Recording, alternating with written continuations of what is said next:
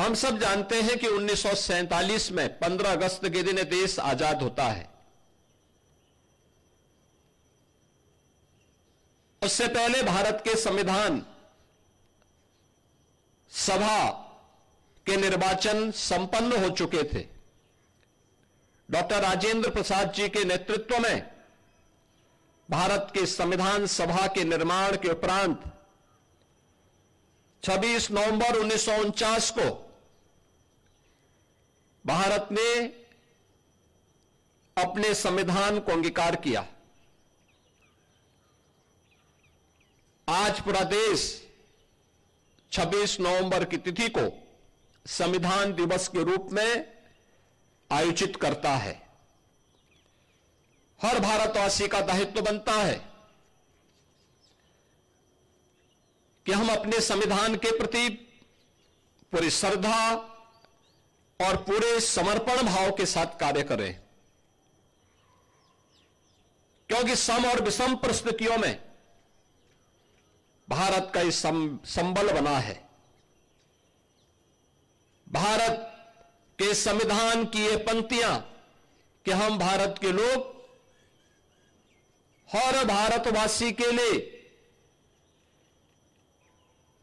एक नई प्रेरणा है कि भारत के संविधान का संरक्षक, असली संरक्षक अगर कोई है तो भारत का नागरिक है।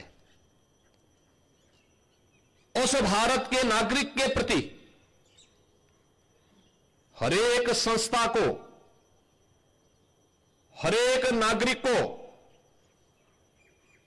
हरेक मंत्रालय और विभागों को अपनी जवाबदेही को सुनिश्चित करना होगा और यह संविधान के प्रति हमारे समर्पण के भाव को भी व्यक्त करता है। हम सब इस बात को जानते हैं कि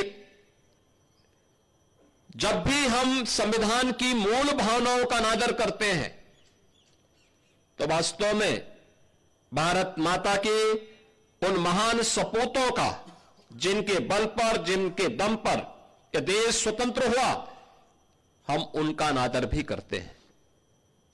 यह अनादर भारत के संविधान का नहीं बल्कि भारत के उन महान पुरुषों का अपमान है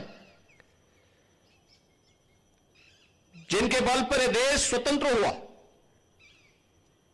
और इसलिए हर नागरिक का यह दायित्व बनता है कि वह संविधान के प्रति पूरी श्रद्धा और समर्पण भाव के साथ कार्य करे। यह हमारे लिए एक पवित्र दस्तावेज है जो हर विपरीत परिस्थितियों में हमारा मार्गदर्शक होगा।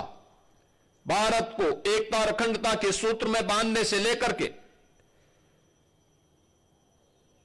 देश के अंदर न्याय, बंधुता और समता के एक भाव को प्रत्येक नागरिक तक लागू करने के अपने इस अभियान को निरंतर आगे बढ़ाने के इस क्रम को हमें जारी रखना होगा।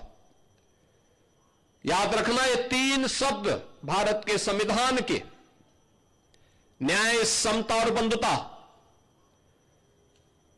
हर नागरिक को बिना भेदभाव के न्याय मिले। देश के अंदर जाति, मत, मजहब, क्षेत्र और भाषा के आधार पर किसी प्रकार का भेदभाव न हो।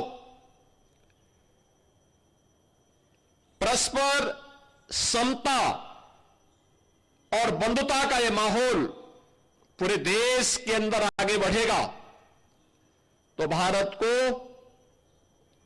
विकसित भारत बनाने के प्रधानमंत्री मोदी जी के अभियान को कोई रोक नहीं सकता। विकसित भारत की संकल्पना हर भारतवासी के लिए गौरव का क्षण होना चाहिए, क्योंकि यह क्षण केवल देश की आर्थिक समृद्धि का मात्र नहीं, हर नागरिक की खुशहाली का दिन होगा। हर एक नागरिक के जीवन में कई गुना समृद्धि का दिन होगा, लेकिन इसका रास्ता समाज के अंतिम पायदान पर बैठे हुए व्यक्ति से प्रारंभ होता है।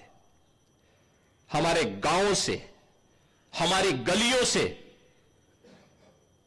समाज के अलग अलग क्षेत्रों के अंतिम पायदान पर बैठे हुए उन नागरिकों के माध्यम से यात्रा आगे बढ़नी चाहिए।